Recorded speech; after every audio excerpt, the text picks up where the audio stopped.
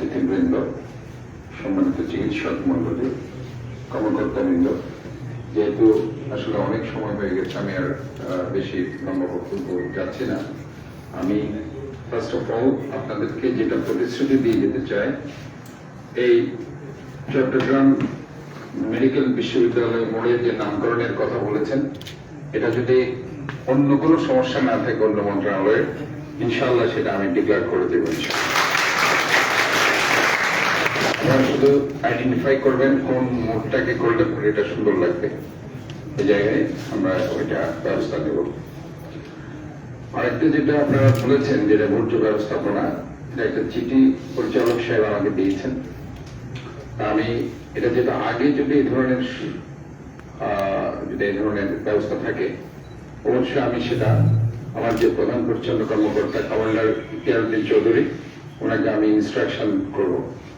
যেহেতু 14 তারিখ পর্যন্ত আমরা একটু বিজি আছি, বিকজ আমাদের যে প্রধান উপদেষ্টা উনি আসবেন, এরপর পরে আমি ওনাকে এখানে আসতে বলবো, এসে সরজমিনে দেখে এই ব্যবস্থাটা আবার যাতে করা যায়, কারণ ইটস ভেরি ইম্পর্টেন্ট একটা প্রসেস। এটা আসলে মেডিকেল বর্জ্য ব্যবস্থাপনা যদি ঠিক মতো না হয়, বিশেষ করে এখানে যে ইনস্টিটিউশন, সেটা হচ্ছে একটা ইনফেকশাস ডিজিজ হসপিটাল। সো আমার মনে হয় ইটস ভেরি ইম্পর্টেন্ট এই বর্জ্য ব্যবস্থাপনাটা সঠিকভাবে প্রসেস করা।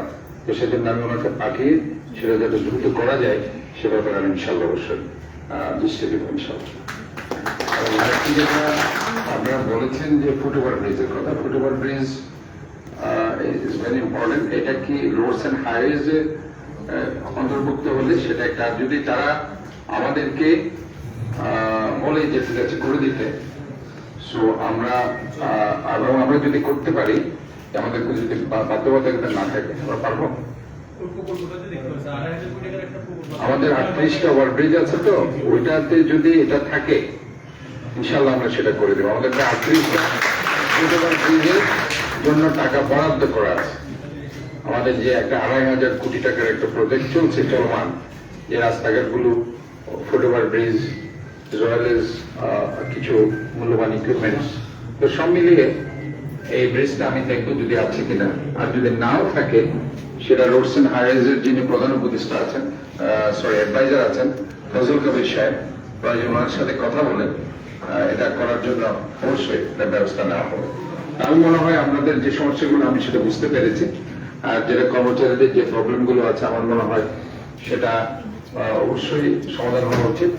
এবং এই যে গাড়ির যে কথা বলেছেন, যে এখানে গাড়িটা আসা ডক্টরস এবং বিভিন্ন রোগীদের জন্য, স্টাফদের জন্য, এটা খুবই দরকার।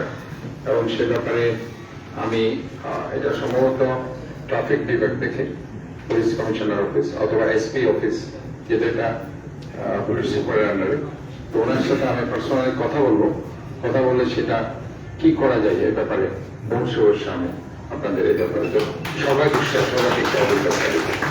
আমি আসলে আর বক্তব্য বাড়াচ্ছি না, কিন্তু আমার আরো বেশ কয়েকটি প্রোগ্রাম সিটি কর্পোরেশনে ফিক্স করা আছে। আর সবাই আপনারা ক্ষুধার্ত, আমি আসলে আপনাদের সবার সার্বিক ভাবে আপনাদের সবার সুস্বাস্থ্য দীর্ঘায়ু কামনা করছি, এবং আবারও আমি আপনাদের প্রতি কৃতজ্ঞতা প্রকাশ করছি, বিকজ আপনারা আমাকে এখানে আমন্ত্রণ জানিয়েছেন এবং এই ধরনের একটি প্রোগ্রামে আসার জন্য আমাদের সুযোগ করে দিয়েছেন। আমি আপনাদেরকে সবাইকে আবার ধন্যবাদ জানিয়ে আমি আমার বক্তব্য শেষ করছি। আল্লাহ হাফেজ, সবাইকে ধন্যবাদ।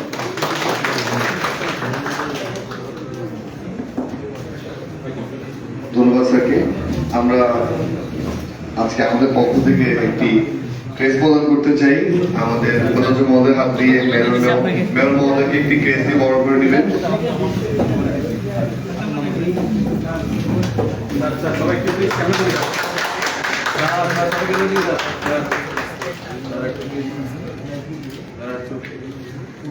Okay sir,